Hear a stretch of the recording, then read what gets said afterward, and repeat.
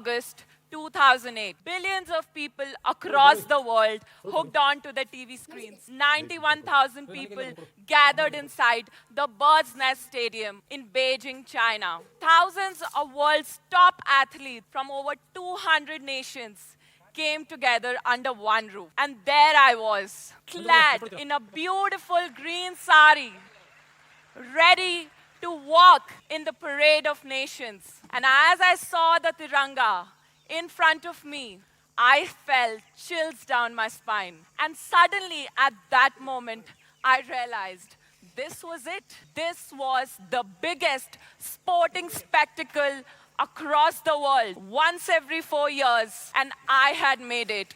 It was the Olympic Games. And as I stepped inside the Bird's Nest Stadium, I pinched myself.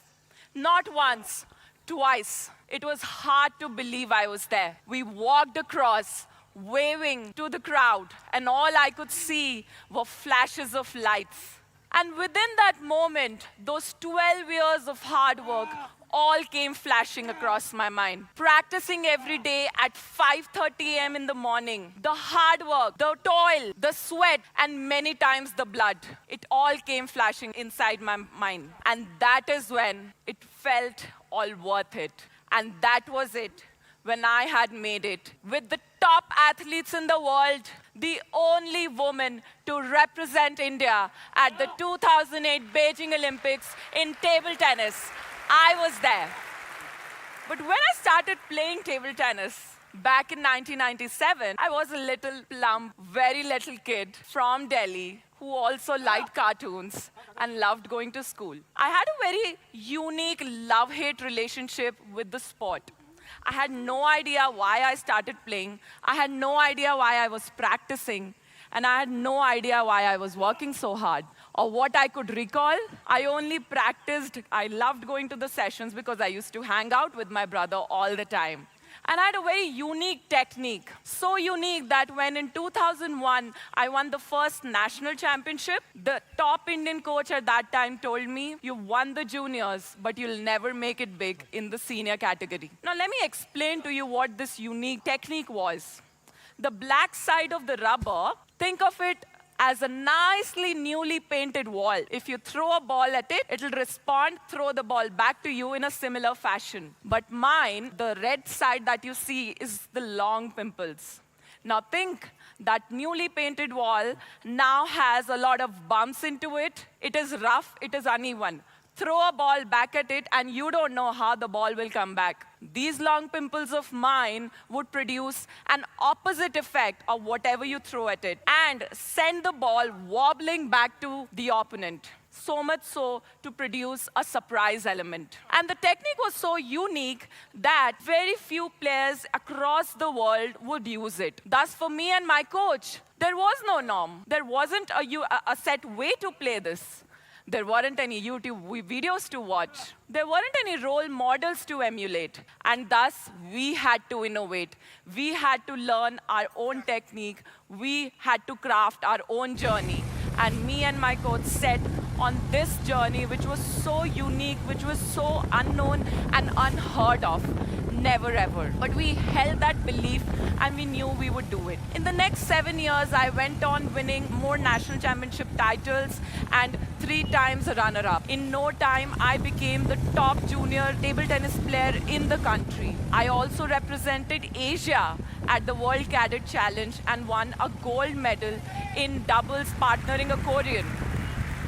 But while we were set on this journey, life was so not normal. There were no time to invest in friendship. At school, my classmates even forget that I existed. Even on tour, at that time, it was dominated by players from states like Bengal, Maharashtra, and Tamil Nadu.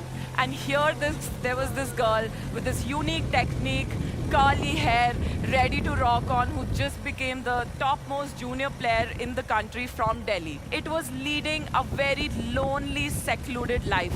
But I was there because of the backing of an excellent support system of my parents, my coach, and my family. I have 2 elder brothers, but I was the favored kid. And this favored kid who had no clue what I was doing back in 1997, soon set her eyes on the Olympics. In 2008, when I finally made it, that's when I realized how far away we were from winning an Olympic medal. I lost the first round there at the Olympics to a Chinese from Australia. And that's when I realized the magnitude of my achievement. For a girl at that time to make it to the Olympics was itself a dream come true. But I wanted to win an Olympic medal for India. But the harsh reality was losing in the first round that I was very, very far away from it. But I set my eyes on it and I said I wanted to break the glass ceiling and I wanted to be the one who's never done that.